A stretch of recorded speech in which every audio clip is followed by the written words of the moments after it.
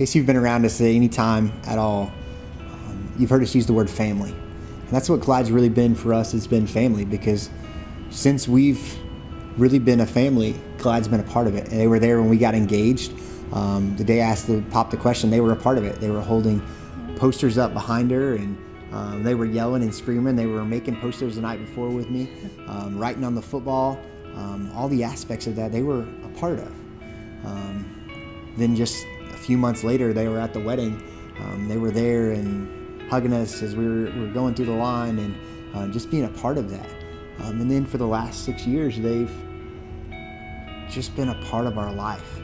And we've been a part of theirs, and all the high moments and the low moments. And we've went around the world with these kids, and we've done things that we love together.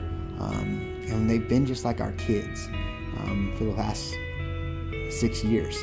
And so I guess it's probably right that they're a part of this portion of our life as well. I remember that service. It was one of those really good services, and we actually we prayed for miracles. And I remember at the end of that sermon, we brought 2 stools up on the front of the stage, and we both sat down.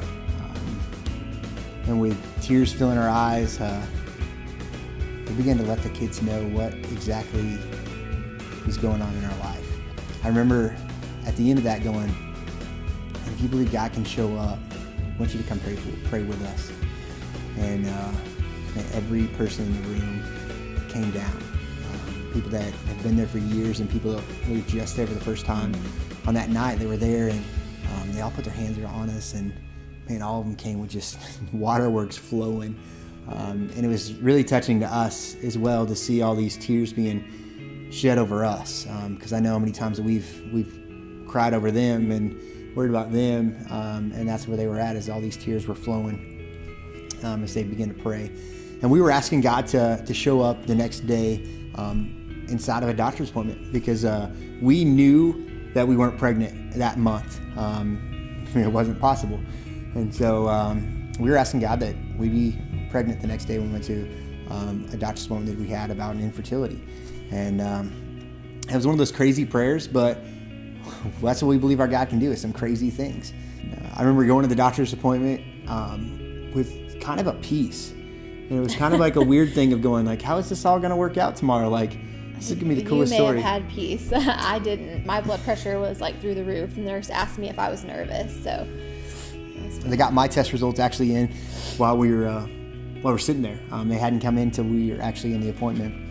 And that's when it kind of got real for me, because one of the tests showed that I may not be able to have kids naturally, is what it was showing. And that was really hard, because all of this time, it was my fault. Like, that was the way that I felt in that moment. But I knew the night before that God had given me a peace.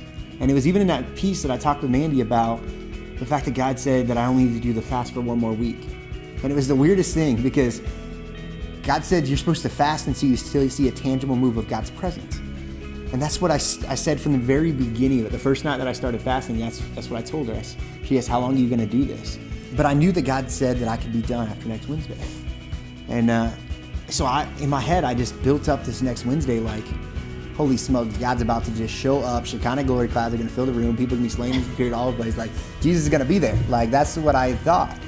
And so we get to the next Wednesday, and it was a good service. Great altar time. But there wasn't this tangible move of God's presence. Like, people weren't slain in spirit. There wasn't a Shekinah glory cloud that was there. There wasn't anything going down. And at the end of that service, we went to Qdoba like we always do, and I broke the fast. Probably the worst way that you can break a fast, but I did.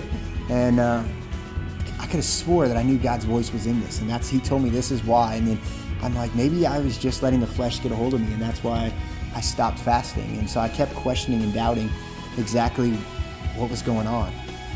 And it was really tough for me for the next week, and we didn't end this series very well. It wasn't the high note that we were looking for, because I was confident with our kids that says we're going to end this series on an experience that you're never going to be able to forget. And it just wasn't there. At least we thought. And it was 2 weeks later on a Sunday. It's when I get a phone call from Mandey, and it was one of those like weird, like, are you gonna come home and like be there? Like, and I was like, no, I've got fine arts practice, and we got this consultation thing. Like, I'm just not gonna be home all day. And so she's like, well, come home and see me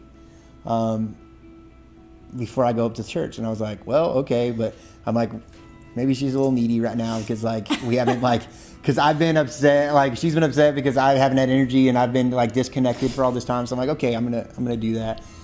So I walked in the door when I got home, and dogs are going crazy and they're jumping on me, and he's standing right there in the doorway, and I have something hidden under my arm, so he won't see it. But I pulled it out and held it up, and he like stared at it like I could see his eyes like going across it, and he was like, "Are you serious?"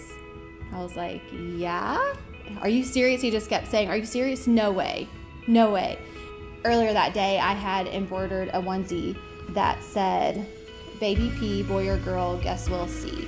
And he just started laughing, and then immediately after he registered it, he was like, "Well, what's the day?" Because he immediately was reverted back to his fast and the night that the kids prayed for us. And turns out that we got pregnant the next Monday after the Wednesday that the kids prayed for us, and that was the Monday before he stopped fasting. So what's crazy is that God knew all along the reason why we were supposed to stop the fast is that he said, you're going to see a tangible move of God's presence.